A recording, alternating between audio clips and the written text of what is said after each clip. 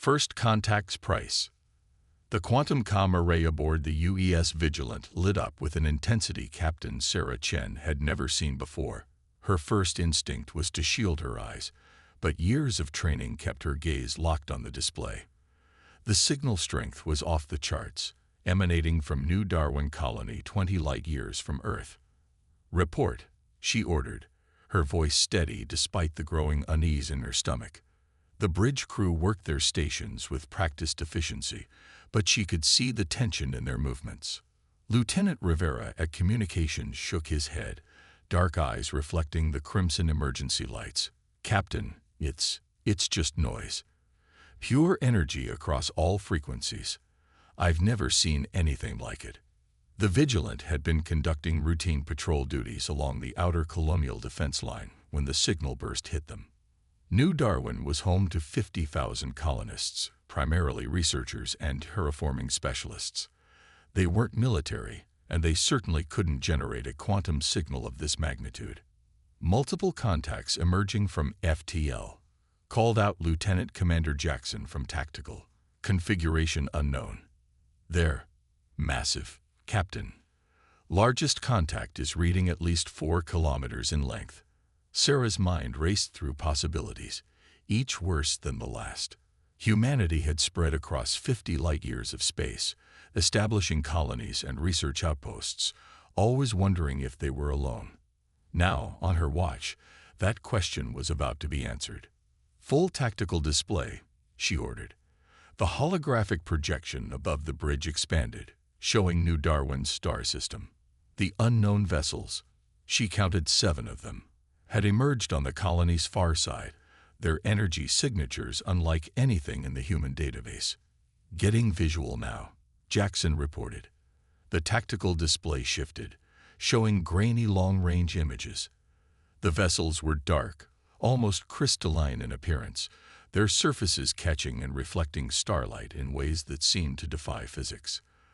They moved with an organic fluidity that made Sarah's skin crawl. "Colony communications are going dark," Rivera announced, his fingers dancing across his console. "Wait, receiving emergency broadcast." The bridge speakers crackled to life with static-filled desperation. "Unknown vessels. Weapons unlike anything. Shields failing. Please. Anyone. They're not here to talk." The transmission cut off with a finality that sent chills down Sarah's spine. The quantum comm array fell silent, its earlier intensity replaced by an emptiness that felt somehow worse. "Status of colony defenses," Sarah demanded, though she already knew the answer. New Darwin had basic point defense systems, nothing that could handle vessels of this size. "Orbital platforms are engaged," Jackson reported, his voice tight. "No effect. Their weapons." He paused, swallowing hard. "Captain, they're using some kind of focused gravitational distortion. The colony's outer dome is buckling." Sarah felt the weight of command settle onto her shoulders like a physical force. The Vigilant was a modern warship, but she was alone, and these unknowns had just crossed light-years of space with technology far beyond humanity's current understanding. "How long to get reinforcements here?" "Nearest battle group is 6 hours out at maximum FTL," Rivera answered. "The colony doesn't have 6 hours," Jackson added quietly. Sarah stood from her command chair, her decision made. The Vigilant might not be able to save New Darwin, but they could gather intelligence vital to humanity's survival. And if there was even a chance to save some of the colonists. "Battle stations," she ordered. "Plot an approach vector that keeps us in the system's debris field. We'll use the asteroid belt for cover. Weapons, I want a full analysis of their defensive capabilities. If they can manipulate gravity as weapons, we need to find a way to counter it." As her crew rushed to comply, Sarah watched the alien vessels begin their methodical destruction of humanity's first outer colony. The crystalline ships moved with terrible purpose, their weapons reducing New Darwin's protective domes to rubble with surgical precision. "Send a quantum burst to Fleet Command," she instructed Rivera. "First contact protocols have failed.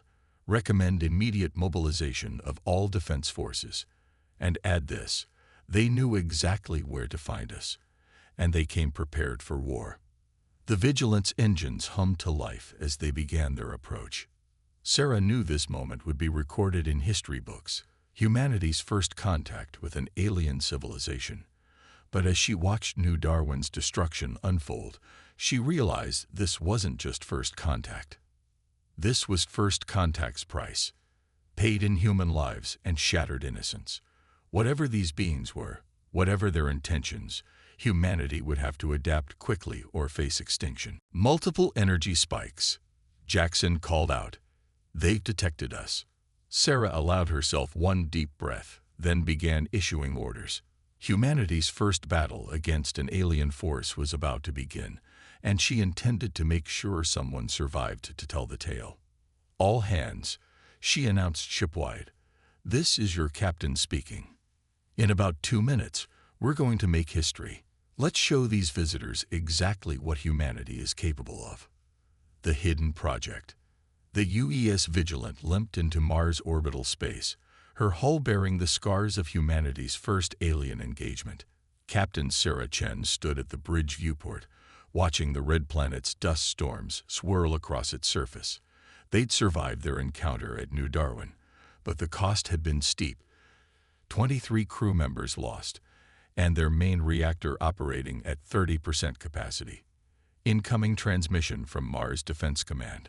Lieutenant Rivera announced, his voice hoarse from hours of coordinating emergency repairs.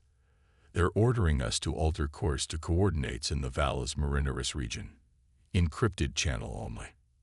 Sarah frowned. The Valles Marineris was supposedly uninhabited, designated as a geological research zone. Confirm authentication codes. Confirmed, Captain. These come directly from Fleet Admiral Hassan. The Vigilant changed course, descending through Mars' thin atmosphere. As they approached the massive canyon system, Sarah noticed something odd about their sensor readings. The canyon walls were reflecting signals in patterns too regular to be natural. Multiple defense platforms decloaking. Jackson reported from tactical, tension evident in his voice. Advanced models, nothing like our standard configurations. A section of the canyon wall simply disappeared, revealing a massive hangar entrance large enough to accommodate a ship 3 times the Vigilant's size. Sarah felt her breath catch. She'd served in the fleet for 15 years and had never heard a whisper about this facility. This is Prometheus Control, a new voice announced over their comm system. Welcome to Project Prometheus, Captain Chen. Admiral Hassan is waiting for you. The hangar interior was a testament to human engineering prowess. Automated construction systems worked on what appeared to be a massive warship, its hull design unlike anything in the current fleet. Teams of engineers and scientists moved with purpose across multiple levels, their activities centered around the vessel's partially completed frame. Admiral Hassan met them at the docking terminal. He was a tall man with gray-streaked hair and eyes that had seen too much warfare. Captain Chen, your actions at New Darwin probably saved Earth months of preparation time. Walk with me. As they moved through the facility, Hassan explained, 20 years ago, we detected an encrypted transmission from deep space. It took our best quantum computers 5 years just to confirm it was artificial. The contents were worse. Tactical data about Earth's defense capabilities, transmitted toward the galactic core. Sarah felt her blood run cold. They've been watching us. Hassan nodded grimly. Project Prometheus was initiated in response. We knew first contact was coming, and we knew it wouldn't be peaceful. Everything you see here was built in secret, using technology reverse-engineered from artifacts we found on Mars and Europa. They stopped at an observation deck overlooking the incomplete warship. Its hull was dark, almost black, with lines that seemed to absorb light rather than reflect it. This is the UES Prometheus, Hassan said. Humanity's answer to what we knew was coming. Quantum drive systems, gravity manipulation engines, and an artificial intelligence core that can process combat data faster than human consciousness. The ship's not finished, Sarah observed, noting the exposed framework and incomplete sections. No, it's not. We estimated another 8 months of work. But after New Darwin, Hassan turned to face her directly. "We're out of time, Captain. The aliens you encountered, we're calling them the Vestarians based on decoded transmissions. They're just the advance force. A much larger fleet is coming." Sarah studied the Prometheus, her tactical mind already assessing its capabilities. "How long do we have?" "Based on your sensor data from New Darwin, 3 weeks at most, which is why I've recommended you for command of the Prometheus." Sarah turned sharply to face the admiral. "Sir, you've faced them in combat, Captain. You saw their tactics, their technology. And more importantly, you proved you could think creatively against a superior force. The Prometheus may be incomplete, but she's our best hope for survival." A junior officer approached with a data tablet, which Hassan accepted with a nod. "The Vestarians just hit 2 more colonies in the outer ring. No survivors. We're evacuating everything beyond the Mars defensive line. But it's going to be." Sarah looked back at the Prometheus, its massive form representing humanity's foresight and determination. They'd known this day was coming and had prepared as best they could. But would it be enough? "How long until she can fly?" she asked. "The primary systems are operational. We'll have to complete the secondary systems en route. I can give you a crew of engineers to continue work during deployment." Sarah thought about the faces of her crew aboard the Vigilant, the ones who had survived their first encounter with an enemy that outmatched them in every way. She thought about the destruction of New Darwin and the other colonies now falling to the Vestarian advance. "When do we start?" Hassan's expression was grim but determined. "The installation team is already transferring essential personnel from your crew. Training on the new systems begins in 2 hours. Captain Chen, I need you to understand something. The Prometheus isn't just a warship. She represents everything we could achieve when we put our minds to it. She's humanity's testament to survival." Sarah nodded, her decision made. "Then let's make sure humanity's around to write the history books, Admiral." As they began walking toward the training facilities, warning klaxons suddenly blared throughout the installation. Multiple quantum space ruptures detected at the edge of the solar system, a computerized voice announced. "Vestarian signatures confirmed. Estimated time to Mars orbit, 48 hours. Hassan and Sarah shared a look. The deadline had just moved up dramatically. "Forget training," Sarah said. "Get me everything on the Prometheus' systems. I'll learn while we work." We launch in 24 hours. The race for humanity's survival had begun. Trial by fire.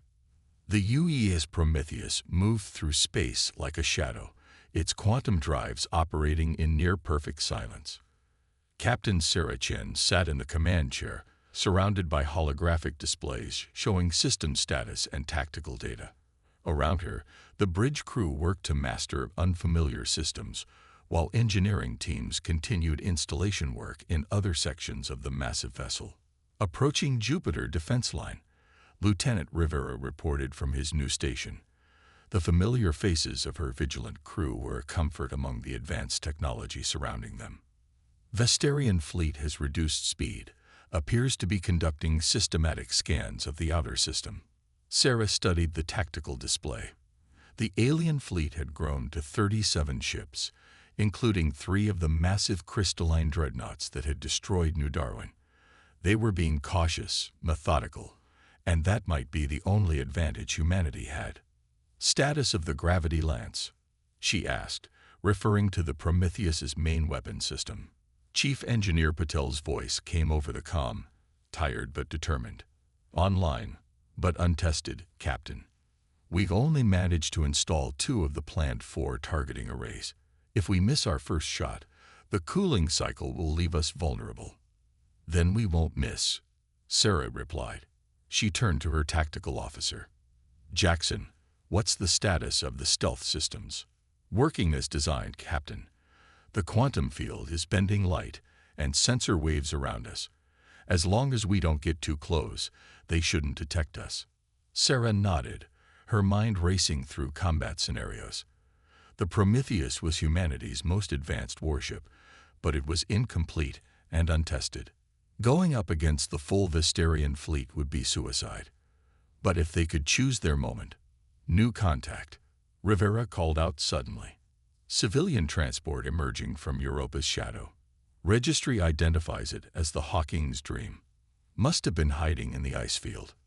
Sarah's heart sank as she watched the civilian ship attempt to make a run for the inner system.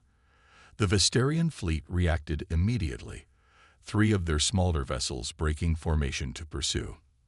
They'll never make it past the alien interceptors, Jackson said quietly. Sarah gripped the arms of her command chair. The smart move would be to remain hidden, to wait for a better opportunity to test their weapons against a weaker target. But those were human lives on that transport. Engineering, what's the status of our quantum shields? Online but untested, Paddle replied. We haven't even run a full diagnostic. They're about to get a field test. Sarah straightened in her chair. All hands, battle stations. Rivera, send warning to the Hawking's Dream to cut engines on my mark. Jackson, plot firing solution on the lead Vesterian interceptor. Engineering, divert all available power to forward shields and the gravity lance. The bridge crew moved with practiced efficiency despite the unfamiliar systems. Sarah felt the subtle vibration as the Prometheus's weapons powered up. Vesterian ships in range in 30 seconds, Jackson reported. Still no indication they've detected us.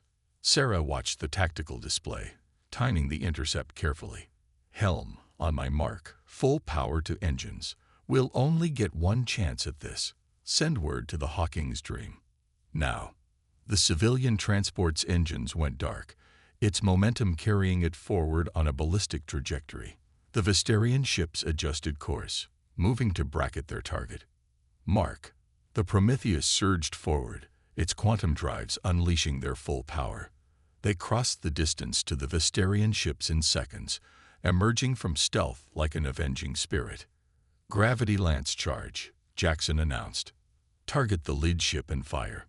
The Prometheus's main weapon activated, distorting space itself around the targeted Vesterian vessel. The alien ship's crystalline structure began to warp, its own mass becoming a weapon against it. With a silent flash, it imploded, crushed by forces it couldn't resist. Direct hit, Jackson called out. Second target attempting to evade. But the Vesterian ships were already responding, their fluid movements bringing weapons to bear. Strange energies lashed out at the Prometheus, met by the quantum shields in a display of competing technologies. Shields holding at 60%, Paddle reported. The gravity lance needs another 40 seconds to cool down. Sarah had already anticipated this. Helm, attack pattern Delta. Jackson, time to test those point defense lasers. Rivera, get that transport moving toward Mars orbit. The Prometheus danced through space, its massive bulk moving with surprising agility as it engaged the remaining interceptors. Laser fire erupted from dozens of points along its hull, forcing the alien vessels to divide their attention. Transport is away, Rivera confirmed. They're making for the inner system at full speed. One of the Vesterian ships exploded under the combined fire of their conventional weapons, while the third broke off pursuit, retreating toward the main fleet. But Sarah knew their element of surprise was gone. Multiple quantum space distortions, Rivera warned. The main fleet is changing course. They're heading straight for us. Sarah allowed herself a grim smile. They'd saved the transport and proven the Prometheus's weapons worked against Vesterian technology. But now came the real test. Get me a secure channel to Fleet Command, she ordered. Tell them the Prometheus is combat effective and request immediate deployment of all available forces to the Jupiter defense line. Then plot us a course through the asteroid field. Captain, Jackson asked, the main fleet will be here in minutes. Exactly.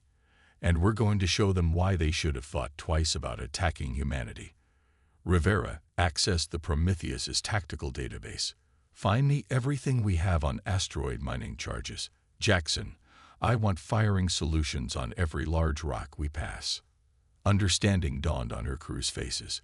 The Vesterians had superior technology, But humanity had been surviving against the odds since they first looked up at the stars. "Time to show them how humans fight," Sarah said, watching the massive alien fleet approach. "We may not be ready for a direct confrontation, but we've got plenty of rocks up here. Let's see how their fancy ships handle a few thousand high-velocity asteroids." The battle for the solar system was about to begin in earnest. The human element. The Prometheus's bridge sparked with electrical discharges as another Vesterian gravity pulse slammed into their shields.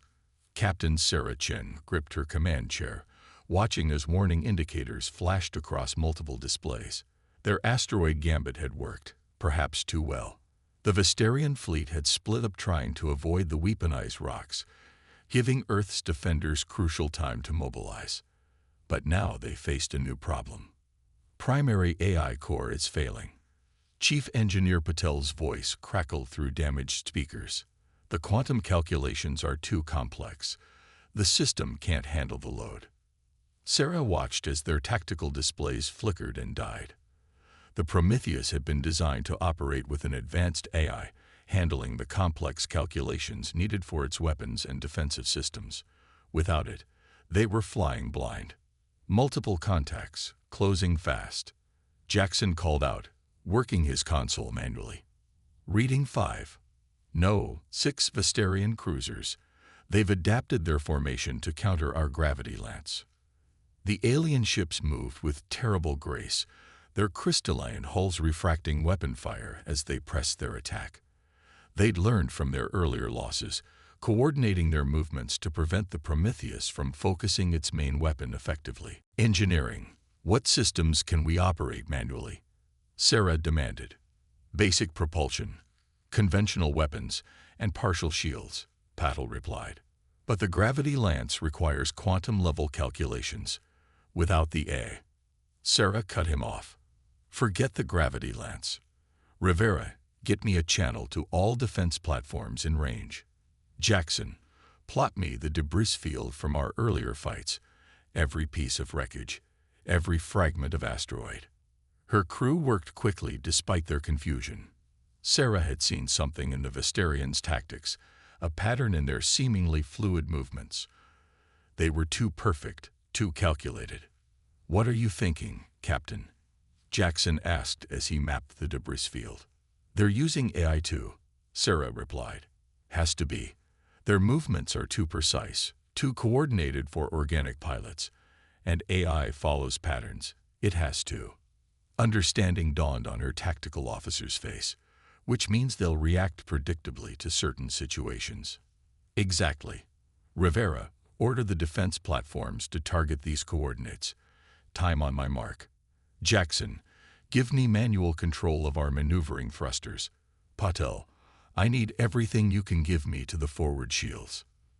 The Vesterian ships closed in, their formation designed to bracket the Prometheus and prevent escape. Without their AI core, the human vessel's movements were cruder, more predictable. Exactly what Sarah wanted them to think. "They're charging weapons," Jackson warned. "Hold position," Sarah ordered, her hands hovering over the thruster controls. "Wait for it." The alien vessels fired simultaneously, their gravity weapons distorting space around the Prometheus. At that exact moment, Sarah fired the maneuvering thrusters in a pattern that would have made any pilot instructor cringe. The massive ship spun awkwardly, presenting its heavily shielded bow to the attack, while simultaneously releasing a cloud of metallic chaff. A centuries-old countermeasure that should have been useless against advanced alien weapons. But Sarah hadn't been aiming to block their attack. The chaff cloud caught the gravity pulses, the tiny metal fragments becoming momentarily massive as the weapons took effect. The Vesterian eyes, programmed to react to threats in order of mass, instantly recalculated their targeting solutions. Defense platforms. Fire. From multiple points around the battlefield, human defensive batteries opened up. Their relatively primitive projectile weapons would normally trouble Vesterian shields, but they weren't aiming for the ships. Instead, they targeted the debris field Sarah had mapped, sending chunks of wreckage hurtling through space at precisely calculated angles. The Vestarian ships reacted exactly as predicted, their AIs forcing them to evade the incoming debris in the most efficient patterns possible. Within seconds, they had maneuvered themselves into a tight cluster, exactly where Sarah wanted them. All power to forward thrusters, now. The Prometheus surged forward, its bow wave of concentrated debris catching the alien ships before their AIs could compensate. Two of the smaller vessels collided, their crystalline hulls shattering. A third took a direct hit from a chunk of their own destroyed dreadnought, its shields failing under the impact. Conventional weapons target the damaged vessels. Sarah ordered, "Engineering, can you give me the gravity lance for just one shot?" "Maybe," Patil called back. "But the calculations—" "Forget perfect calculations," Sarah interrupted. "We don't need to target precisely. Just give me enough power for a wide-field burst." The Prometheus's main weapon powered up one last time, its targeting array splitting the beam into a broad cone rather than a focused lance. The effect was weaker but covered a wider area, catching the clustered Vestarian ships in its field. Their own mass worked against them as they tried to evade, their movements becoming sluggish and uncoordinated. "Direct hits on all targets," Jackson reported with fierce satisfaction. "Vestarian vessels are breaking formation. They're retreating."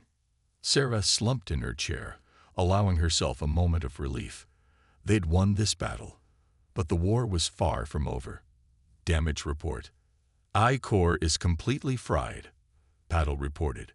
"We'll need a complete replacement, but the rest of our systems are holding together, more or less." "Captain," Rivera called out, his voice tense. "Incoming transmission from Fleet Command. The main Vestarian fleet has changed course. They're bypassing the Jupiter line entirely, heading straight for Mars." Sarah straightened in her chair. Of course, they'd shown their hand, proved the Prometheus was a genuine threat. Now the Vestarians would try to destroy the facility that had created it before humans could build more. "Plot a course for Mars," she ordered, "and get me everything we have on the orbital defense grid. If we can't rely on advanced AI, we'll need to do this the old-fashioned way, with human ingenuity and a lot of improvisation." As the Prometheus turned toward home, Sarah thought about everything they'd learned. The Vestarians had superior technology, but they relied too heavily on artificial intelligence and perfect calculations. Humans, with their ability to think creatively and act instinctively, might just have found their opponent's greatest weakness. The final battle would prove which was stronger, alien technology or the human spirit. Humanity's answer. Mars hung like a red jewel in the void, its surface dotted with the lights of human settlements and defense installations.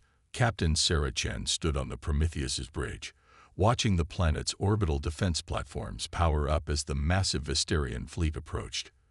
Without their AI core, the advanced warship was operating at a fraction of its design capability, but Sarah had learned to see that as an advantage. "Fleet Command signals ready," Rivera reported. "All civilian centers have been evacuated to underground bunkers. Admiral Hassan is coordinating from Project Prometheus Base." The tactical display showed nearly 200 Vestarian ships approaching, their crystalline forms catching the light of the distant sun.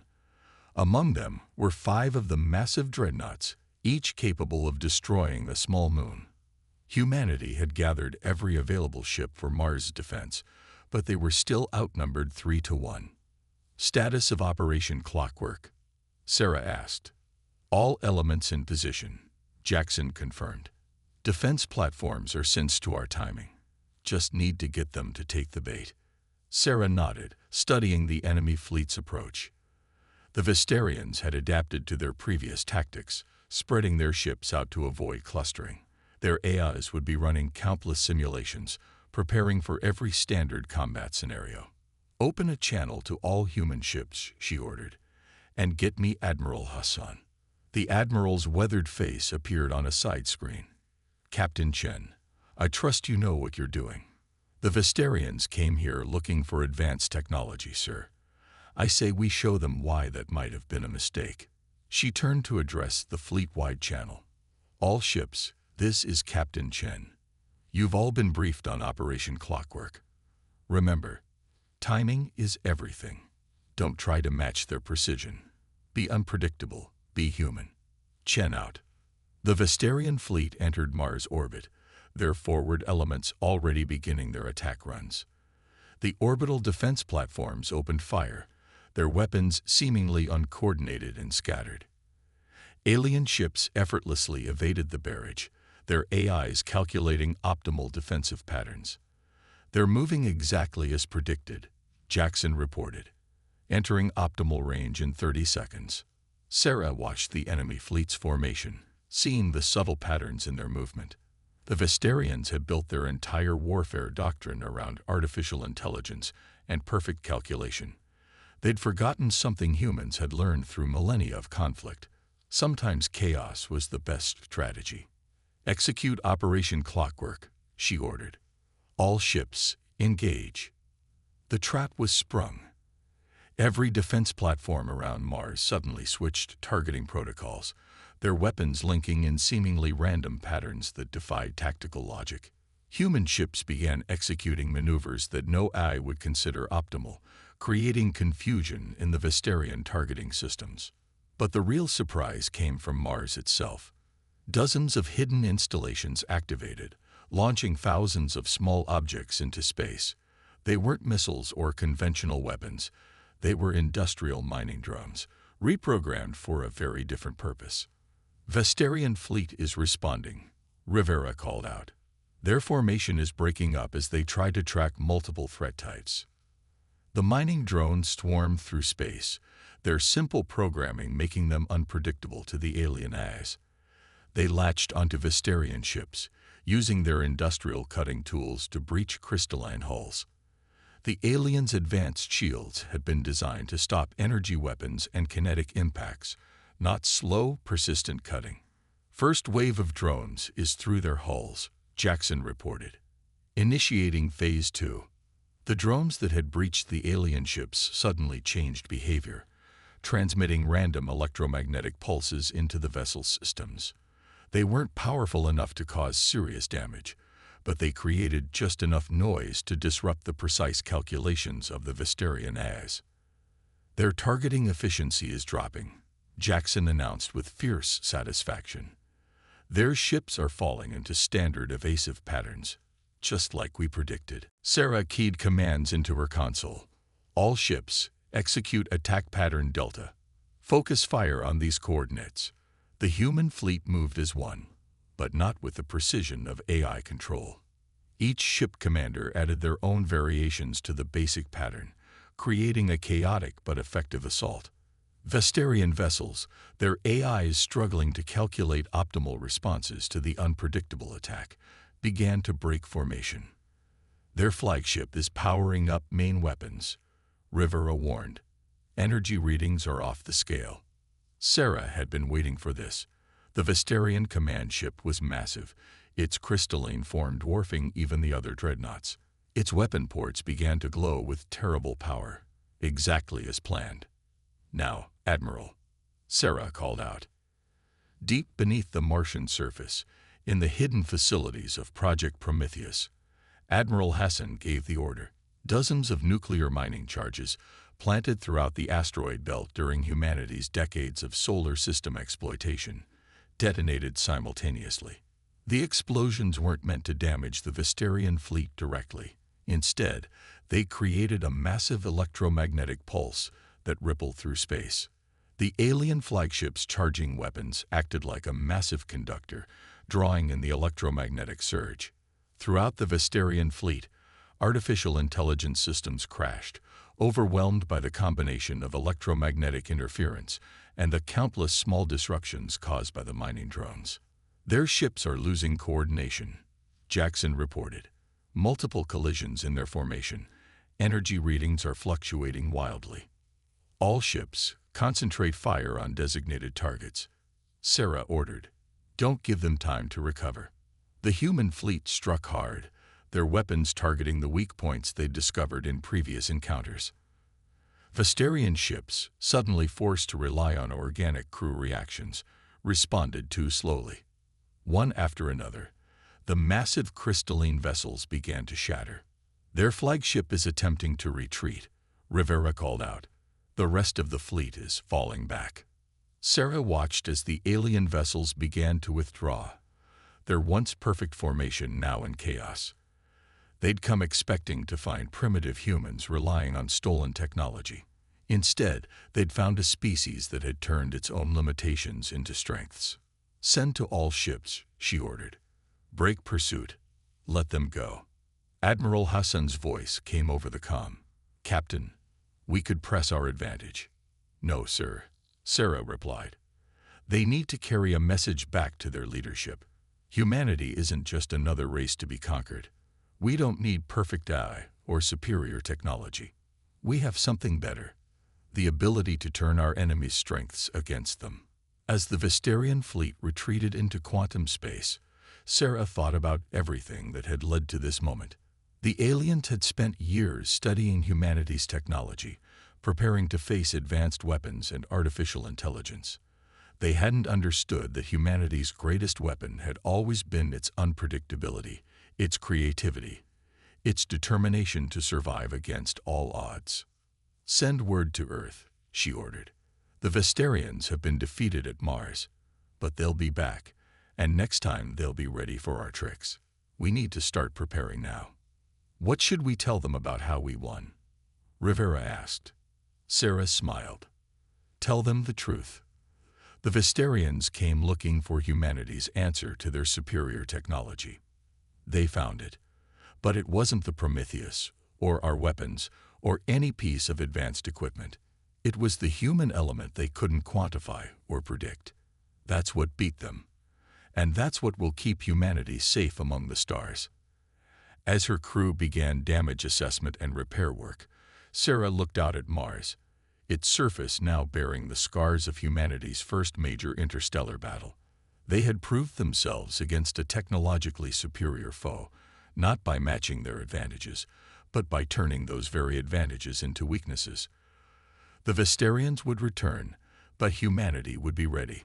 They had learned valuable lessons about their own strengths, about the power of unpredictability and human ingenuity. The next time aliens came looking for humanity's secrets, they'd find not just advanced technology, but the indomitable spirit that had taken humans from stone tools to the stars. That was humanity's true answer to the challenge of the cosmos, not the perfection of artificial intelligence or the power of advanced weapons, but the beautiful chaos of human determination and creativity. In the end, that had proved stronger than any technology the Vestarians possessed.